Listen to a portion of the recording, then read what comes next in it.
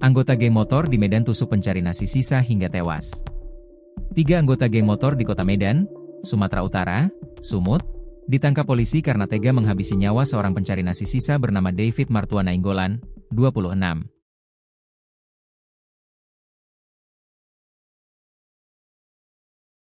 Peristiwa terjadi di Jalan Padang, Kelurahan Bantan, Kecamatan Medan Tembung, Kota Medan. Ketiga pelaku yakni remaja berinisial RJ, 18, WH, 16, dan PH, 14. Melansir laman kompas.com, Kepala Satreskrim Polrestabes Medan, AKBP Bayu Putro Wijayanto mengatakan ketiga pelaku telah ditangkap. Menurutnya, RJ menusuk korban sebanyak 2 kali menggunakan celurit.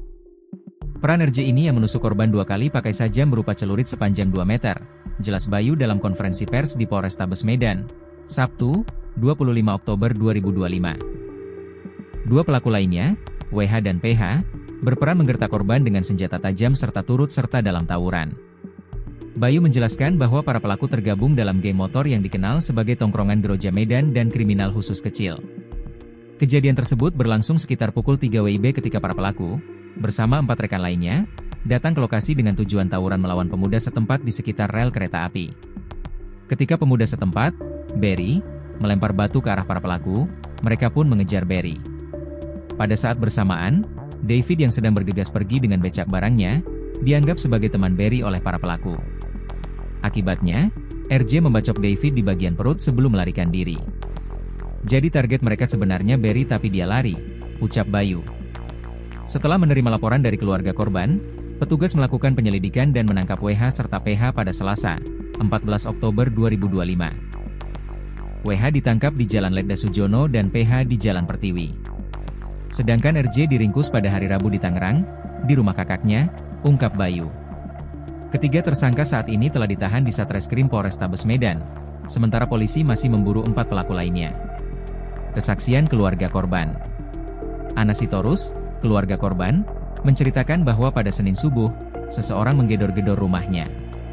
Ketika membuka pintu, Ana melihat David dalam kondisi tidak berdaya dibawa oleh temannya menggunakan becak. Dibilang kawannya lah, si David ini ditikam. Gak tahu sudah mati atau tidak. Itulah dibawa dia ke rumah sakit terdekat. Rupanya ujungnya meninggal dunia, kata Ana saat diwawancarai di rumah duka di Jalan Betet, Kecamatan Medan Denai. Ana menambahkan, berdasarkan informasi yang didapatnya, sekitar pukul 3 WIB, sejumlah pemuda berkumpul dengan niat tawuran sambil membawa senjata tajam. Korban ini kebetulan ke situ mau ngambil ponsel yang digadikan. Itulah jadi sasaran dia.